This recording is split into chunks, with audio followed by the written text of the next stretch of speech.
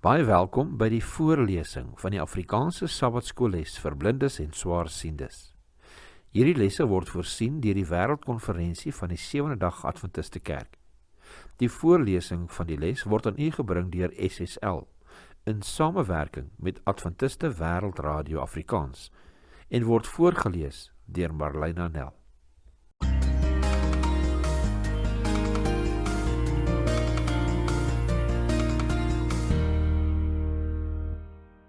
Donderdag 20 Augustus, die uiteindelike oorwinning oor die dood. Lees 1 Korintiërs 15 vers 54 tot 57. Wat sê hierdie skrifgedeeltes vir ons oor die uiteindelike oorwinning oor die dood? 1 Korintiërs 15 vers 54 tot 57 lees as volg.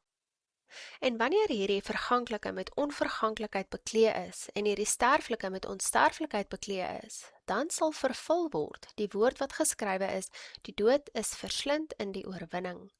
Dood, waar is jou angel? Doderyk, waar is jou oorwinning?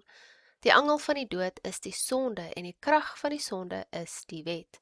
Maar God sy dank, wat ons die oorwinning gee deur ons Here Jesus Christus.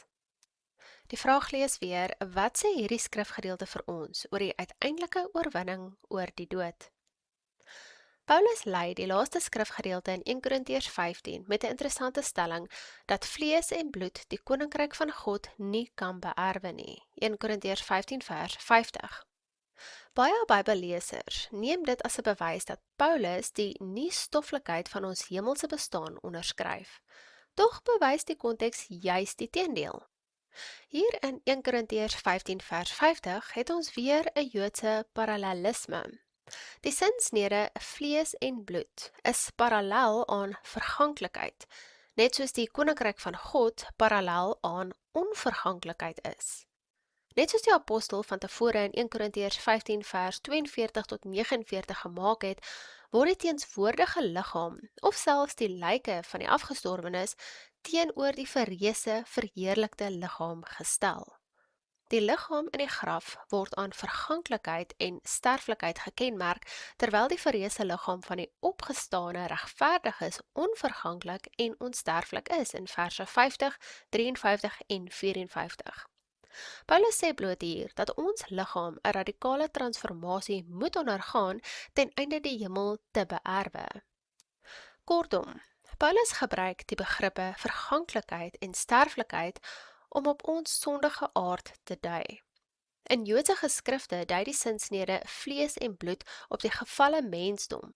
Die rede waarom ons liggame by die wederkoms getransformeer en van alle onvolmaakthede gesuiwer moet word.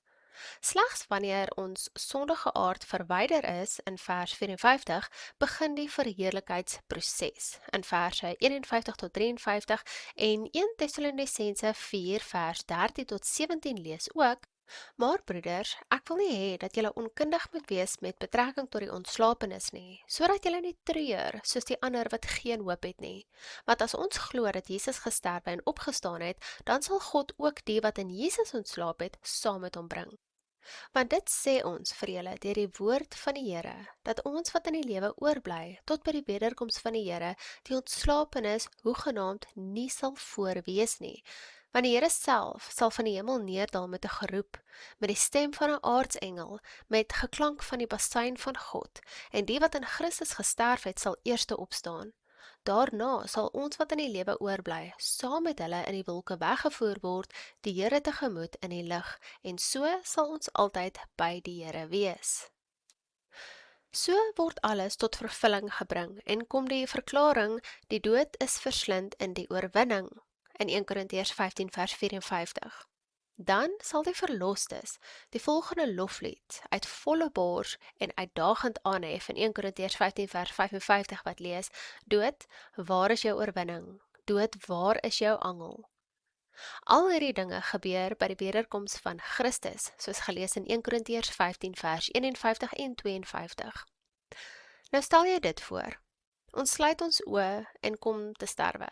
In die volgende oomblik ervaar ons die wederkoms van Jesus. Voel en sien hoe hy ons uit die dood opwek.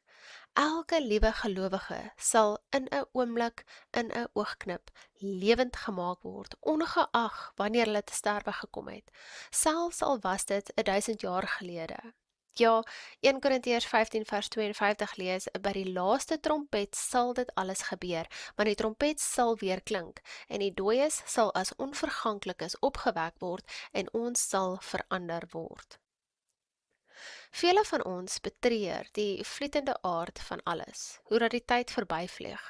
Dit is hoe vinnig die wederkoms van Christus vir ons sal voel. Dalk is die eerste gedagte wat op daardie blye oggend by ons opkom, "Sjoe, liewe Heer, u koms was werklik op hande." Hoe help hierdie idee ons om vrede te maak met die feit dat Jesus nog nie teruggekom het nie? Met ander woorde, dat hy steeds wegbly soos party dit sal stel.